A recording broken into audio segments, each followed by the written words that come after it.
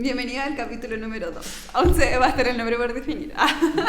Bueno, vamos a presentar nuestro invitado especial, que es Raimundo Jiménez. Es integrante de CESOPO y ojalá nos diga mucho más de él mismo, y de su labor en la organización. Kamisaraki Kuyaka, Kamisaraki Hirat Kuyakanaka, Kisumahai. Muy buenas tardes a todos y a todas. Muchas gracias por la invitación. Soy Raimundo Jiménez, soy aymara de nacimiento y a lo largo de mi vida estoy construyendo también eso, mi identidad. Pertenezco a CESOPO, la Secretaría en Solidaridad por los Pueblos Oprimidos de la universidad, también al colectivo indígena de la universidad, y también pertenezco por parte de mi familia a la comunidad aymara de Guayatire, que es el lugar del territorio de mi familia. Y actualmente también estoy estudiando un magíster y haciendo clases también en un curso de la Universidad de Historia Territorial Aymara en la Facultad de Ingeniería. Y eso podría contar por el momento. Me parece. Y bueno, en este capítulo vamos a hablar sobre los pueblos originarios y la nueva Constitución. Entonces me gustaría partir de qué es lo más importante para ti, lo que te conmueve, que vas a votar apruebo en esta Constitución. Voy a votar apruebo, no sé. espero. Yo voy a votar rechazo. Que vaya a votar apruebo por esta nueva Constitución. Sí, de hecho, cuando yo leí la propuesta, primero leí el borrador, algunas partes del borrador, pero como era la definitiva no la leí completamente. Pero después, cuando leí ya el texto definitivo, fue súper emotivo porque de partida en ese momento cuando salió no sabíamos que iban a regalar los números, que iban a regalarlos como públicamente, gratuitamente. Entonces, cuando supimos que iban a venderlo por la LOM, la librería LOM, con mi familia decimos, oye, ya compré todo emocionado así para leer la versión definitiva y qué sé yo. Y la compramos, y cuando nos llegó, después como 2 semanas después, porque la cuestión colapsó de tanta gente que había comprado, y la tomé y leí el preámbulo, que así como nuestros pueblos y qué sé yo. No, yo dije ya, no, aprueba, con esto ya es suficiente para aprobar. Es emocionante el preámbulo. Sí, léelo por favor. Nosotras y nosotros, el pueblo de Chile, conformado por diversas naciones, nos otorgamos libremente esta Constitución, hermoso eso, acordada en un proceso participativo, paritario y democrático. Es que es precioso porque uno no sé,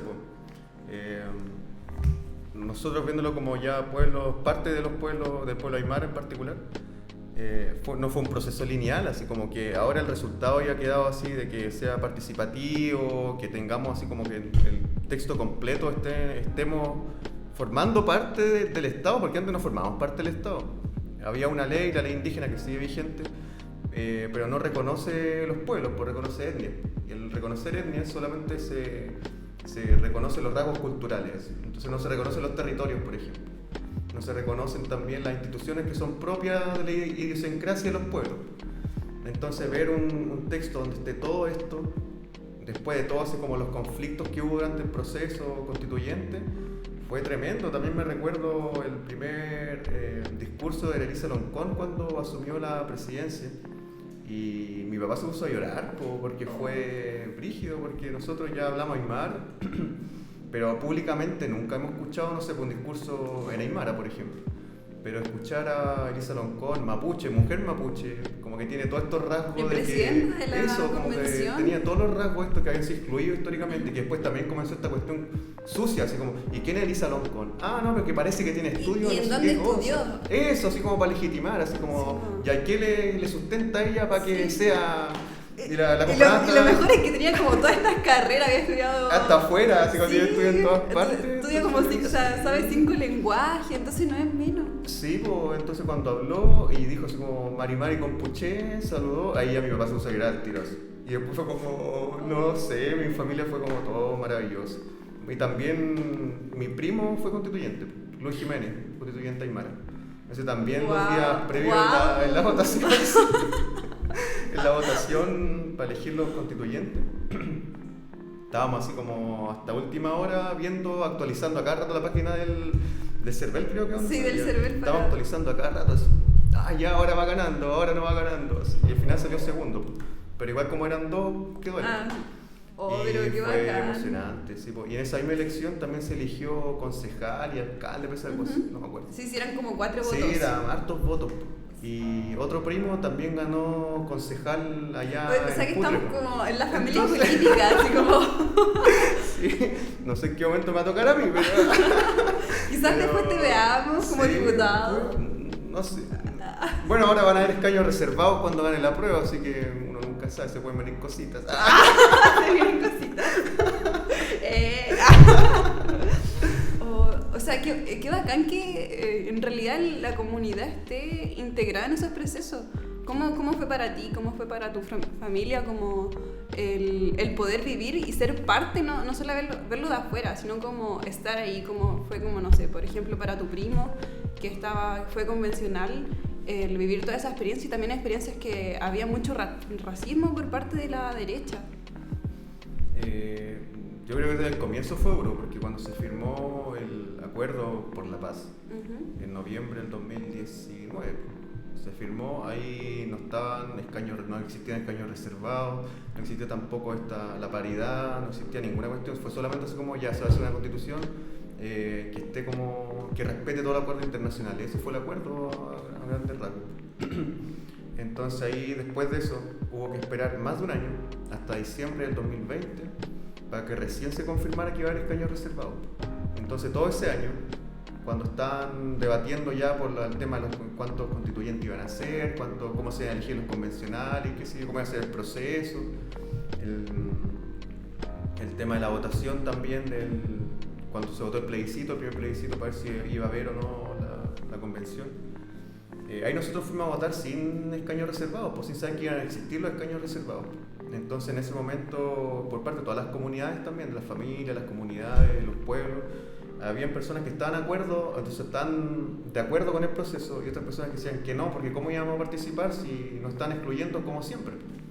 Entonces también fue apostar porque en el Congreso también se estaba debatiendo sobre el tema de los escaños sin participación de los pueblos. Eran los mismos congresistas de siempre que estaban hablando así como cuántos cupos les damos a estos indios, así casi eso. Entonces también veíamos como muy probable que no existieran escaños, porque era una posibilidad también. Entonces todo ese proceso hubo mucho conflicto, pues, si se apoyaba, no se apoyaba, en las asambleas territoriales allá en Arica, que eran todas virtuales porque estábamos en pandemia. Eso también fue bacán, porque al haber estado como virtual, estábamos pudiendo conectarnos todos los territorios, porque si hubiera sido en presencialidad, yo creo que hubiera sido más difícil, porque antes de la pandemia ni siquiera sabíamos que existían plataformas virtuales. Con la pandemia Pero no sé si Zoom. yo tampoco sabía que era Zoom, Meet tampoco no sabía nada de esas cuestiones. Entonces fue un proceso difícil porque hubo muchos conflictos también entre parte de los mismos pueblos, pues, como que se apoyaba, no se apoyaba. Después que ya con el tema de los escaños se calmó un poquito, pero igual seguía y sigue hasta el día de hoy. Espacios indígenas que no están de acuerdo con la salida constitucional del conflicto con los pueblos indígenas y el Estado. Pero no están de acuerdo como en la solución que se dio de por ejemplo, que tengan escaño reservado en el Consejo de Región, o sea, en la de las regiones, como ese tipo de cosas, o que no están de acuerdo como con el proceso constituyente. Es que son como, no sé si movimientos, pero por ejemplo son lo que está pasando ahora con los mapuches, que están con el tema de la CAM, un conflicto histórico, así como que quieren autonomía, pero no una autonomía dentro del Estado, sino quieren como salirse, independiente ya. No sé si separatista tampoco es la palabra, pero tienen un tema de liberación nacional. Y en el norte también fueron muy influyentes esa idea en los tiempos del post-revuelta social. La revuelta, porque ahí yo también fui parte de ese en un comienzo, así como yo no quiero nada con el Estado, está todo mal, no, está todo mal este sistema. No, hay que quemar el país. Pero después parte del proceso, sí, yo creo que todos estábamos así, no queríamos nada con nada, y también cuando se firmó el acuerdo también estábamos todos, y más encima me acuerdo que en ese tiempo Boric, estaba en el Congreso, justo él sacaba una foto y un videito así como riéndose con Casta, así como los dos abrazados riéndose, así fue como, no, mira, el amarillo Boric. Entonces igual como que a medida que se fue calmando esa como enojo que teníamos, también fuimos viendo que esta era una posibilidad que no teníamos que excluirnos. Ahora, lo que yo siempre he pensado en todo este proceso es que la lucha y las reivindicaciones no termina con el 4 de septiembre cuando gane la prueba, porque va a ganar la prueba. No va a terminar el 4 de septiembre. Después viene lo más difícil, porque son los mecanismos para ver cómo se ejecuta la Constitución. Entonces yo creo que ahí va a empezar realmente la parte buena de todo. Va a ser como el inicio de todo. La parte interesante.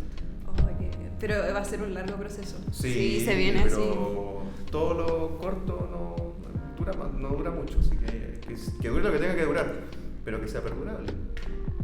Yo creo que con el aprobar para reformar... Hoy no sé si puedo decir esto. Me van a censurar.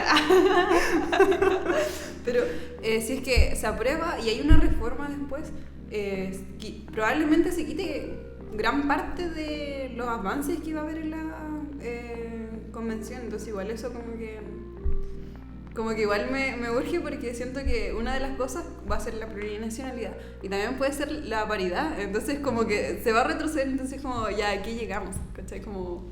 Es que yo creo todo lo contrario. Yo creo que eso es lo más hermoso de todo, porque hasta el día de hoy siempre ha habido consenso, así como en el Congreso. Ajá. Y es porque entre ellos mismos se arreglan, pues si todos tienen los mismos beneficios, así como que les da lo mismo, así como que derecha o izquierda tienen siempre los mismos consensos y llegan a los mismos acuerdos. Pero ahora yo encuentro lo más bonito de todo esto es que por fin va a haber la diversidad de experiencias y de saberes, conocimientos en el Congreso. Tanto por el tema que tú decís de la paridad y también por los temas de los escaños reservados.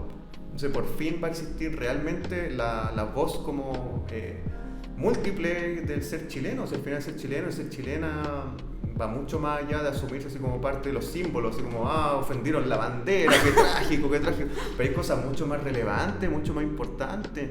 Entonces yo creo que eso es lo más importante de todo este proceso, porque no es lo mismo que opine una persona de Arica, que lo haga una persona de Rapa Nui, que lo haga una persona de Magallanes. Yo creo que ahora que por fin se va a ver una legitimidad, esta multiplicidad de voces en el Congreso, va a ser lo más bonito de todo. Entonces tú dices que si se aprueba la convención y va a haber como esta reforma, si es que hay, que va a ser muy difícil retroceder como en estos aspectos.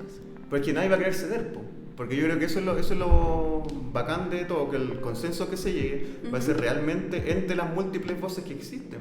No es como ahora que solamente existe ya derecha e izquierda, no hay más. No existen pueblos, no existen si mujeres históricamente han sido silenciadas, las diversidades, no sé, las discapacidades también que están como luchando también por su espacio dentro de las institucionalidades. Entonces yo creo que por fin va a existir un espacio donde todas las voces puedan discutir y el consenso que se llegue va a ser en pro de que todas las voces lleguen a un acuerdo. Yo creo que eso va a ser lo más... y va a tardar, obviamente va a tardar, porque nadie va a querer ceder, pero cuando se comience a confluir en una cuestión, en un acuerdo común, yo creo que eso va a ser lo más relevante y lo más productivo que va a tener la nueva Constitución, de que realmente va a existir un espacio público donde todos participen en igualdad de condiciones. Muy bonito. Quería preguntarte otras cosas, porque esto igual es como una cosa para conversar de gente que vota a prueba. Entonces, creo que muchas personas que están viéndonos no son tan, cercanos a los pueblos. De hecho, entonces quería preguntarte cómo esto de la plurinacionalidad les va a ayudar a los mismos pueblos. Y también como a la gente que es extraña, porque en realidad no nos va a dividir, sino que va a reconocer la identidad de las distintas comunidades que siempre han estado en Chile. Ya, yo creo que ahí voy a sacar mi lado histórico. Historiador. Chile históricamente, desde que se conformó después de la independencia de la corona española, siempre se ha pretendido ser unitario, que todos seamos iguales, Y en esa igualdad somos chilenos inventados, con ideales inventados, porque la misma élite, la aristocracia en su época inventó así como ideales. El tema de la bandera, la cueca, que también fue como una imposición de la aristocracia en todo el país, la música, qué sé yo, todos los rasgos, el idioma, porque estoy hablando español, siendo que mi papá hablaba en aymara cuando nació, tampoco es casualidad. Y en ese carácter el racismo fue súper importante dentro de estas lógicas homogenizantes del Estado. Entonces ahora, hoy en día, que se validen y se acepten que somos diversos, podemos ser públicamente quienes somos realmente. Entonces, por ejemplo, el tema de la plurinacionalidad, cuando dicen que va a afectar como a la unificación del país, que vamos a separar el país, qué sé yo, si uno lee la cuestión, Claro que va a haber unas particularidades, muchas diversidades, pues, pero es dentro del carácter unitario del Estado.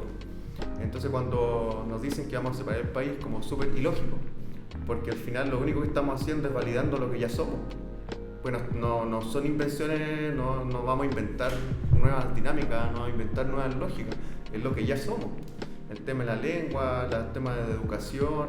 En la educación, por ejemplo, yo siempre hago como esta analogía de que hoy en día a los profes, a las profes y en todos los sectores públicos se nos dice que cuando trabajamos con niños, con niñas, que tenemos que respetar las diversidades, qué sé yo.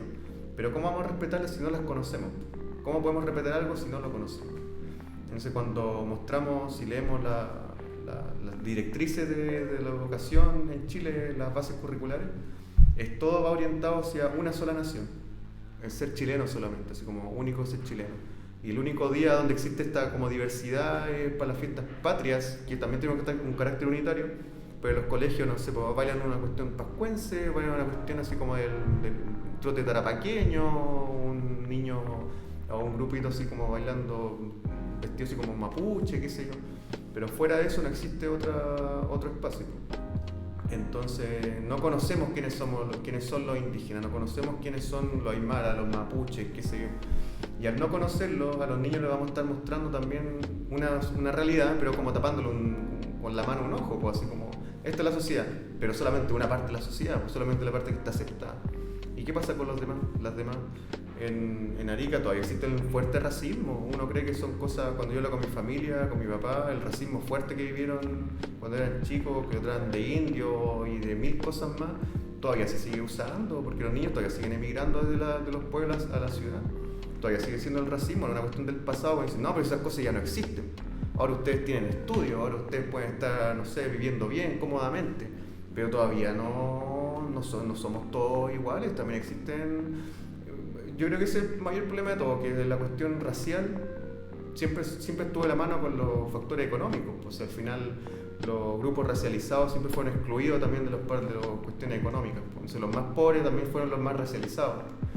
Entonces también es un tema que van de la mano y que la Constitución, además de la cuestión plurinacional, de derechos sociales y que diga que también nosotros vamos a tener derechos sociales, pues lo llevo también a la discusión que se vio en los primeros momentos de la convención, cuando se estuvo debatiendo el tema de las comisiones, y en un comienzo los pueblos indígenas iban solamente a estar en los derechos culturales y fuera de los derechos sociales, fuera de los derechos políticos, los derechos económicos.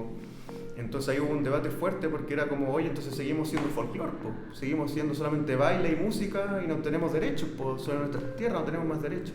Entonces yo creo que ese es el carácter como de la plurinacionalidad, lo más importante que tiene, que está validando, reconociendo por fin lo que ya existe. No es un invento, lo mismo cuando inventan la pluralidad, o sea, el pluralismo jurídico. Así como, entonces el otro día no me acuerdo que va a haber de justicia, sí, que se van a mandar solos. Eso, la tipa de derecha, no me acuerdo ni cómo se llama. No me voy a acordar cuando dijo, entonces si me atropella una aymara, no se va a ir preso solamente porque hay aymaras. Puedo atropellar gente y no me va a pasar nada. La cuestión de primera y segunda categoría, ciudadanos de primera, es como, sí. ¿Cuánta la gente ha sido de...? Sí, y es tonto, es súper tonto, porque si uno escucha los discursos de Piñera cuando estaban ellos inventando esta nueva ley migratoria, él también lo decía públicamente, no, que aquí vamos a aceptar solamente a los migrantes buenos, no a los malos no, y él mismo hacía esa distinción entre los buenos, los malos, primera categoría, segunda categoría, tercera categoría. Entonces también es un discurso que ellos siempre lo han preservado y lo han inmortalizado por todos estos años. Y ahora quieren venderla como que somos los indígenas, las indígenas, los malos de la película, cuando en realidad solamente estamos teniendo derechos sobre lo que ya tenemos, ni siquiera tenemos derechos sobre nuestras tierras. Hoy en día el conflicto que existe en el sur, en Gulumapu, con los mapuches, el tema de tierra también pasa en el norte. Pasa en todas partes. De hecho, encima se visibiliza más las comunidades mapuches porque tienen todos un problema con las forestales, pero al norte también hay minera y hay mucha minera y encima también tienen otro problema con el agua, sí. Porque las mineras se llevan todo el agua casi del país, entonces hay comunidades en el norte de que no hay agua, pero hay agua para las mineras y hay agua para, agricultores de palta, por ejemplo. Entonces... Sí. es todo como un problema y de hecho se asegura el derecho al agua en esta constitución. Sí, de hecho el año pasado hablaba con una hermana licanantay del pueblo de Caspana, que queda ahí en Calama, en las alturas de Calama, y ella me contaba que el pueblo de Caspana como que queda justo en un lugar donde ya las minas ya como que arrasaron con el agua. Entonces como que el agua que llega a Caspana es agua que ya está contaminada. Entonces ella decía que ahora los riegos que hacen en su pueblo es con agua contaminada, o me decía como aguas servidas, y esa misma agua es la que tienen que tomar ellos porque es la única que les llega. Entonces también es una cuestión súper importante porque al final el agua debería ser de uso público como siempre, así no que ellos, los poderosos, tengan derecho sobre el agua libremente y puedan hacer lo que quieren, y más encima extraer agua por túneles, así como sacar de otros lados y secar las cuestiones de agua. De hecho, hay hasta pueblos como al sur, o sea, donde llueve casi todos los días, donde no, hay días donde no les llega agua, donde no tienen agua. Ya, pero no cambié de tema. Hablando también del pluralismo jurídico, quería preguntarte eso, porque hay muchas fake news, de como ya van a tener una doble justicia y toda la cuestión. Entonces, yo les como hablaba con personas como que realmente no es así, porque van a regirse también por la Corte Suprema, van a tener un límite de los derechos humanos, todo eso. Pero la gente tiene mucha duda porque en realidad no conocen los pueblos originarios. Lo mismo que decías tú, como en la educación no nos muestran los pueblos originarios, no nos muestran su cultura. Y si es que hay personas como de estos pueblos, porque por ejemplo en mi colegio sí habían, no les muestran su cultura, ¿cachai? Entonces nos muestran así como ya, nosotros bailamos cueca para septiembre, bailamos, no sé, algún baile nortino, pero no nos muestran más allá, no nos muestran como su cosmovisión. A lo más como ciertos trabajos de, ya, ellos eran agricultores, ellos eran cazadores, pero creo que eso nos sirve mucho como para entendernos mutuamente y de conocernos al otro y conocernos a nosotros mismos. Entonces, una como pregunta muy frecuentemente, como por ejemplo en casa a casa, puerta a puerta que he hecho, es como, ¿qué conflicto entonces van a tener? Entonces, ¿podrías decirnos así como ciertos conflictos que se pueden dar como en comunidades y cómo se podrían resolver como con el pluralismo jurídico? Ya, yo creo que aquí está la clave con el mismo ejemplo que diste, porque se tiene esta idea como que los pueblos eran tal cosa, los pueblos eran otra cosa, no sé, pues eran ganaderos, eran agricultores, eran recolectores. Entonces se sigue teniendo esta idea de que los pueblos son cosas del pasado, que solamente las cosas que reivindicamos son la misma forma que lo hacían hace 200 años, por ejemplo. Entonces aquí sale también esta caricatura del pluralismo jurídico que lamentablemente lo mandó un hermano mapuche por el grupo que tenemos del colectivo indígena hace como 2 o 3 semanas, de un afiche que la gente del rechazo pegó en la FEN y salía así como ¿La FEN? En la FEN, otro mundo. Y salía así como contra los pueblos, porque los pueblos indígenas son los malos de este proceso. Sí. Entonces aparecía así como los mapuches y salían como terroristas, vestidos como terroristas, así como con pistola y la cuestión. Así tapado, tapado y la cuestión. Y abajo también salía así como cavernícola, como que eran cosas ya que ya no existían. Como que este discurso que los pueblos ahora estamos inventando que existimos porque ya dejamos de serlo, como que ya viviendo en la ciudad somos usan ropa. Usamos ropa, mira, tengo reloj, no puedo usar reloj. Entonces yo creo que esa es la clave, porque pensar que los pueblos son cosas antiguas nos niega la posibilidad de seguir construyendo nuestro futuro. Eso, por ejemplo, el carácter del pluralismo jurídico en otros países, porque aquí a los chilenos les gusta estar mirando para afuera, así como Australia, Canadá, que ha sido como la moda últimamente. Si uno analiza también esos pluralismos jurídicos, que no solamente va a ser como la primera vez en el mundo que existe pluralismo jurídico en Chile, ya hay experiencia en hartas partes. Y también está dentro de las normas internacionales de la ONU, de la OIT. Entonces, cuando uno ve esa experiencia, se ve de que los pueblos no es así como, ya, tú robaste, no sé, te robé tu celular, así que te merecí 50 latigazos. Porque esa es como la idea de la caricatura que se tiene hoy en día. Pero si uno ve la experiencia de otros pueblos, se ha comenzado a construir un sistema, no sé si un sistema penal, pero sí un sistema, dentro del sistema judicial, pero se crean nuevas normas. Entonces yo creo que esa es la importancia que tiene esto, que además fomenta la organización interna de los pueblos, que diga ya, ahora ustedes tienen la posibilidad de construir sus propias normas, construir dentro de lo que tú decís, pues dentro de los derechos humanos, dentro de las normas internacionales, dentro de los mismos el Estado chileno, las normas que el Estado chileno también fija. Yo creo que esa es la particularidad importantísima de todo esto, que los pueblos por primera vez van a tener la posibilidad de construir su propio sistema dentro de su cosmovisión, dentro de sus propias dinámicas, dentro de sus propias cotidianidades y también dentro de lo que el Estado establece. Pues. Entonces no hay una libertad de decir, no, que si el aymara me atropella, el aymara no se va preso. Es una tontera.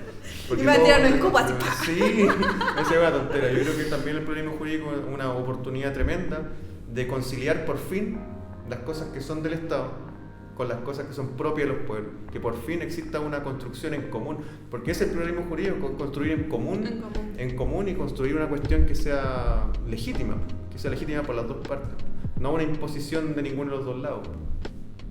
Pero me podría así como dar un ejemplo, porque de verdad la gente así como que no se imagina, porque en realidad no nos enseñan de los pueblos, ¿cachai? Entonces no hay como una visión de como cuál es su religión, porque dudo que, o sea, hubo evangelización, pero pueden tener otras religiones, pueden tener otros pensamientos. Entonces, como qué tipo de conflictos internos pueden tener como para solucionar en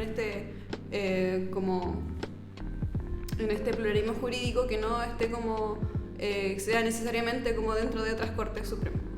Por ejemplo, los temas internos, se me ocurren los temas siempre de territorio. Es como antiguamente, o sea, es actual esta cuestión de que tu límite son, no sé, 2 kilómetros a este lado, 2 kilómetros a este lado. Antiguamente era por las separaciones de la naturaleza, pues ya hasta de la loma tanto a la otra loma, eso es de un ayllu.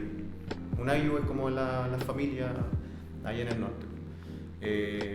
Y es cuando iban a pastorear los animales y se pasaba al territorio de otra familia, ahí como que existían conflictos, pues, así como, oye, pero tu animal me está comiendo así como ¿El pasto? Mi pasto, así como, me está comiendo mi pasto, por ejemplo. Estoy diciendo cuestiones que pueden sonar banales, pero en realidad son cosas cotidianas de la vida. Ya. Entonces ahí como que había siempre una persona que estaba a cargo de esto como ser intermediario, porque son siempre como los líderes de las comunidades. Entonces ahí se llegaban a acuerdos, por ejemplo, de ¿cuánto te comió? Ya, para la otra tú le tenés que ceder tales cosas, al otro como volver a retribuir lo que ya tenía. Ahora cuestiones como judiciales, que la otra vez estaban peleando por las cuestiones penales, así como si una persona, un indígena mata a un no indígena, ¿cómo se va a resolver eso? Ahí ya son cosas que la ley lo tiene que decir, pues. Pero yo estoy diciendo así como en los temas específicos de los pueblos siempre hubo una persona a cargo de ser intermediario. Solamente se va a reconocer como ya lo que ya se está haciendo. Eso, sí, pues, en las cosas internas. Pero en las cuestiones así como penales entre indígenas y no indígenas, cuando dicen no, van a dividir porque los indígenas van a querer hacer lo que quieren, o sea, van a hacer lo que quieren, es una cuestión también ilógica porque en la misma Constitución se dice de que tiene que estar dentro de las normas que el mismo Estado y que las mismas cuestiones internacionales permiten. Entonces claro, ahora uno puede poner casos puntuales interiormente de un pueblo. En el caso de Mapuche también tienen su autoridad de cuando hay conflictos, para resolver esos conflictos. Entonces no son experiencias nuevas de que ahora van a... Que no ahora es como que se va a inventar así como... No es que se invente, sino que se legitima dentro de un contexto ya más global, más nacional. Yo creo que eso es lo interesante. Qué bonito. Yo creo que eso es lo bacán de todo esto, pues, de que por fin una cuestión de particular, así como la cosmovisión, se va a poder también situar en otro contexto más urbano, por ejemplo. Eso también es súper interesante, de que hoy en día, lo mismo que tú decís, de cómo se concibe al indígena como algo del pasado, también se concibe como algo solamente de las zonas rurales. Pero según el último censo, más del 60% de la población indígena en Chile estamos viviendo en la región metropolitana. Entonces, ¿cómo validar ese discurso de que los indígenas eran cosas del pasado y solamente las zonas rurales? Si vemos en los mismos estudios del Estado de que la mayoría estamos en la ciudad. Entonces, también es súper interesante ver que esta Constitución también valida a los indígenas que estamos en la ciudad y que podemos también ser indígenas en nuestros espacios cotidianos. Eso también es súper interesante en la plurinacionalidad, de que también nos valida la multiplicidad de contextos, pues si no estamos solamente, yo no solamente soy aymara cuando estoy en el pueblo, pero también soy aymara ahora mismo. Cuando me pongo en una pluma, pues. Sí, pues, esa cuestión es interesante. Es muy bueno porque, por ejemplo, yo tengo amigas que son mapuches Y por esto mismo, así como se han totalmente homogeneizado, porque no tienen como esa raíz, como porque piensan esto mismo de que hay que estar como en lo rural, o hay que ser de ciertas cosas, pero en realidad ellas tienen como o sea, deberían tener su costumbre como reivindicarse a sí mismas como, y conocerse. Pero es otro tema. Pero a lo que voy, otro tema, es de que tampoco nosotros nos guiamos como por un entendimiento del derecho como de propiedad privada, que es muy diferente a los que te lo tienen los pueblos, que en realidad ellos se forman como comunidades. Y nosotros no tenemos esto, es como, bueno, esta es mi casa, y si el vecino pone un clavo en la pared, yo me enojo porque es mi pared, ¿cachai? Entonces es súper diferente el organizarse en comunidades y el que se puedan realmente validar como... Porque tú lo mismo lo dijiste, como que en realidad no estamos inventando como cosas nuevas, así como por la nueva constitución, sino que se está reconociendo como todo lo que se ha hecho. Y yo encuentro que eso es muy válido y ojalá la gente lo haga. Y otra cosa que te quería preguntar es también esto mismo del derecho a autonomía, entendiendo igual que puede que haber gente que no lo entienda, entonces no sé si lo puedes explicar. Y como, ¿qué cosas como les va a beneficiar a ustedes? Ya, mira, este es un ejemplo que también mi papá me lo dijo la otra vez, también cuando estábamos hablando de esto. No porque yo lo estaba debatiendo, así como no tenemos que ser autónomos, no es eso. Pero estábamos viendo la tele y ahí nos pusimos a conversar por los argumentos que decían la derecha. Y él me decía, oye, pero si la autonomía y los temas así como de luchar por lo nuestro, no es una cuestión de que estemos expropiando, también se tiene esta idea de que la nueva constitución es expropiar, igual a expropiar. Y no, es como... Hay demasiadas fake news. Es lo mismo, sí, él me Estoy decía, cansada. es lo mismo, ya estoy harto. Estoy harta. Es lo mismo que es tu casa, te están diciendo ya tu casa es tu casa. Entonces están diciendo ya nadie puede entrar a tu casa. Eso es como, nosotros tenemos nuestro territorio, que es un territorio histórico que viene hace quizás cuántos años, cientos de años, quizás, no sé si miles, pero cientos de años. Pues Y que por fin están diciendo así como ya tú por fin puedes ser, eres dueño de tu territorio. Ni siquiera dueño, es decir, como que puedes hacer uso de tu territorio. Porque si uno va para el norte hay minas por todos lados, hay hasta los milicos. En un pueblo, en la precordillera en Arica, también tiene hace varios años ya que los milicos están quitando tierra a una comunidad para instalarse cerca de la zona fronteriza. También eso ahora Por migrantes, sí, pues, que también. otro problema. También con el tema de la autonomía es como que están diciendo ya ahora ustedes que siempre han vivido ahí, por fin pueden hacer uso y tomar decisiones de su territorio, de su casa. Es como tú por fin puedes tomar decisiones en tu familia, en tu casa. Esa es la cuestión de la autonomía. Es como que tenemos derecho ahora, podríamos tener derecho en educación, podríamos tener derecho en economía, en la cultura, en la lengua, en múltiples derechos, en la economía en carácter de validar por fin la ganadería como parte también de las dinámicas propias de los pueblos, y la agricultura no como una cuestión de explotación, sino también como parte de relación interna de las comunidades. Entonces, por ejemplo, hoy en términos educacionales también existe solamente una forma de posibilidad de educación intercultural, pero esa educación intercultural es solamente así como para colegios que cuentan con un mínimo de matrícula de un pueblo, de niñas de matrícula de un pueblo.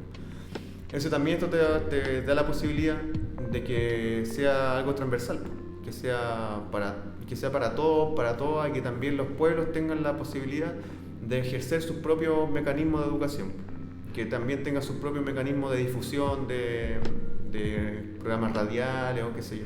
Fomentar también que existan estas instancias de difusión de los conocimientos, difusión de los saberes, porque hoy en día es una cuestión, un diagnóstico común de que las mayores que tienen todos estos conocimientos ya se están yendo, están falleciendo. Y al respecto, como no existen mecanismos o instancias desde el Estado para resguardar todos sus conocimientos, se están yendo cuando ellos se van también, fallecen y se llevan todos sus conocimientos. Entonces esto también en el carácter de la autonomía y también de la plurinacionalidad te va asegurando, resguardando de que tú como pueblo tengas la posibilidad de crear tus propios mecanismos de aprendizaje, de enseñanza, obviamente ahí mismo dice, dentro de los márgenes de la estructura que el Estado tiene como cumpliendo con las enseñanzas mínimas que el Estado te está diciendo, como las bases curriculares, pongámosle. Pero además de eso, podías impartir cuestiones que son propias de tu pueblo, en tu territorio y también en otro contexto, si está de acuerdo también la comunidad escolar. Entonces también, más allá del carácter que de repente se tiene con solamente tierras, como que solamente queremos tierra, ya hay ahora que tienen tierras, ¿qué quieren? No es solamente tierra, también tiene que ver con una cuestión del ser, del saber, del sentir. La lengua también. La lengua, una cuestión también que se está perdiendo. Por el caso del Licanantay, por ejemplo, que ellos con la fuerte chilenización del comienzo del siglo XX, el Estado chileno ya los catalogó como lengua extinta. Y ellos también llevan haciendo muchos años haciendo trabajo como para decir, oye, nosotros no hemos perdido nuestra lengua, todavía conservamos nuestra lengua. Entonces también existe una posibilidad real de que si no se garantiza esto, que si seguimos con un mecanismo asimilacionista y destructivo hacia los pueblos, conocimiento de los pueblos, homogenizante dentro de solamente lo españolizado o chilenizado, se va a perder todo eso. Y ese es un riesgo que todos estamos súper claros de eso. Entonces, por fin poder tener unos mecanismos de difusión y de aprendizaje y también de conservación de los saberes y los conocimientos que te podría garantizar la nueva Constitución es fundamental. Por la misma, al menos yo como soy profe y soy historiador, siempre estoy así como en constante deseo de que estas cuestiones se preserven. Siempre estoy pensando así como, no tengo hijos, aún, o tal vez nunca los tenga, no sé. Pero siempre estoy pensando así como en las generaciones que vienen después. Entonces todo lo que yo estoy haciendo también es como preservar y que los demás lo tengan. Pues yo tengo la suerte de que mi papá vivió en el pueblo, mi papá vivió las celebraciones, habla aymara, qué sé yo. Pero lo mismo que tú decís, pues hay personas, conocidos también tuyos, nuestros, de todo en realidad, que son mapuches, son aymaras, pero que dicen, no sé, yo no sé nada. Soy aymara, pero no sé por qué soy aymara, porque no conozco nada de mi pueblo. Entonces porque ya son segunda o tercera generación viviendo en la ciudad y que ya olvidaron, su familia ya olvidó todo lo que era el ser aymara o el ser mapuche, ser indígena. Entonces yo creo que por fin tener la posibilidad de conservar y difundir esos conocimientos también te garantiza que las futuras generaciones van a poder también ser parte de todos estos conocimientos y también el orgullo de poder decir soy indígena por esto. Me parece muy bien porque eso mismo, de la misma crítica que se hace de que en realidad en los colegios no se enseñan estas cosas y tener ahora la oportunidad con esta nueva constitución de poder preservar y de poder conservar y que ojalá las nuevas generaciones que quizás vivan en ciudad y que quizás no tengan la lengua o que no conserven ciertas tradiciones que puedan obtenerlas a través de la misma educación y que esa educación la entregue el Estado. Me parece muy bien. No sé cómo vamos de tiempo, ¿no? ¿Te parece tener un ratito más? Sí, yo tengo ya. También te quería preguntar por lo del derecho de libre determinación de los pueblos y las naciones indígenas. También así como cómo ustedes toman estos nuevos derechos, cómo les puede cambiar la vida al final. Y cómo los pueden ver materializados después de que se apruebe la nueva Constitución. Debe ser un tema súper interesante y también súper loco, porque cuando dicen ya la libre determinación, es que por fin nosotros vamos a poder decir quiénes somos, quiénes somos, quiénes queremos ser también. Entonces, a diferencia de antes, que como decíamos, existen caricaturas de los mapuches, quiénes serían los mapuches, quiénes serían los aymaras, quiénes serían los Rapa Nui. Yo recuerdo cuando estaba en el colegio, en segundo medio, nos pasaban como una lámina en el colegio de los pueblos y salía así lo característico como de cada pueblo, así como para que aprendiéramos cuál es la diferencia entre todos los pueblos. Y salían los mapuches así con sus ropas tradicionales, la mujer con el cultrún, qué sé yo. Y los aymaras salían con una llamita y los Rapa Nui, sí, los Rapa Nui así con su vestimenta así como de, no sé de qué está hecho, como pluma, no sé. Sí, de pluma. Ya, sí, y así como salía en cada pueblo. Y con esa idea yo también crecí, así como, ¿por qué yo soy aymara si estoy viendo esta imagen? Yo no tengo una llama, no vivo... Y ahí también fue súper importante, me acuerdo, un compañero Rapa Nui que yo tuve en el colegio. Yo estuve en el IMBA, un internado, por eso tenía compañeros de todos lados. Tenía un compañero Rapa Nui. Y cuando nos pasaban estas cuestiones, él así como que dijo, oye, pero yo soy Rapa Nui y yo no ando todo el tiempo así. porque aquí como que daba la impresión, viendo esa imagen daba la impresión de que los Rapa Nui bailaban todo el día, pues están con esa ropa así como, no sé, pues, cualquier cosa. Y ahí fue cuando yo comencé como a decir, sí, pues es verdad, yo no tengo una llama, entonces ¿por qué soy Aymara? Nunca llegué, en ese tiempo era chico, pues tenía 16, 17 años, tampoco nunca llegué tampoco tan chico. Ya, pero ahora tengo 27, han pasado 10. En ese momento tampoco me lo cuestionaba así como en decir, encontrar una respuesta, sino solamente así como la duda de por qué soy Aymara si más encima tengo apellido Jiménez. Entonces, ¿por qué soy Aymara si tengo apellido Jiménez, vivo en la ciudad? ¿Y por qué? O sea, ahora el tema de la autodeterminación es que por fin nosotros vamos a poder reconocer nuestra historia, de por qué estamos así. Es reconocer también el tema de reconocer la chilenización, la violencia, porque hay gente, por ejemplo, también pasa con el tema del golpe de Estado, cuando dicen no, hay que olvidar y para pensar en el futuro solamente hay que olvidar esas cuestiones, no es importante seguir con eso. Entonces también es súper importante tener en cuenta que hay que hacer un acto de reparación tremendo de todas las violencias que históricamente han existido. Por eso también es súper importante que el tema de la autodeterminación, es decir, qué queremos, qué somos, que por fin vamos a poder reconocer nuestra historia, y reconocer nuestra historia no es solamente las cosas bonitas que vemos públicamente, el tema de los carnavales, la lengua, la cosmovisión. Nosotros también heredamos mucha rabia, mucha injusticia, mucha tristeza. Entonces no son cosas del pasado solamente, de que esencialistas, así como no vamos a ser como vivían hace 200 años, y tienen que volver a vivir en el pueblo. ¿No? Es decir, hoy en día, así como históricamente, contextualmente, hoy en día, lo que somos hoy en día somos urbanos. Lo que somos hoy en día también hay gente viviendo en los pueblos. Tenemos multiplicidad de contextos. Entonces hoy en día tener la posibilidad de decir, ya, ustedes por fin van a poder autodeterminarse, decir quiénes son, va a ser súper difícil. Porque es primera vez que va a pasar. Porque nunca existía un espacio donde nosotros podamos decir, esto es lo que somos. Si uno lee, no sé, por historiadores, sí ha existido trabajo de historiadores que han hecho esa labor, de analizar, qué sé yo. Pero hacerlo públicamente y que toda la gente sea consciente de lo que somos hoy en día es un carácter que es único, que en otros países sí ha existido. El tema de los maorí, por ejemplo, que tienen hasta selección deportiva propia de los maorí en Nueva Zelanda, tienen todo propio, y eso es el carácter de la autodeterminación, que a partir de lo que ellos son. Porque históricamente ellos no andan jugando mundiales de rugby por el mundo, así como, pero hoy en día la autodeterminación, como ellos tienen esa posibilidad histórica de también reconstruir su historia a partir de lo que son hoy en día, que son también igual que nosotros, y urbanos, pasamos por procesos de violencia tremendos, y poder también construir instituciones que son propias quizás de Occidente, por ejemplo, el tema de las instituciones.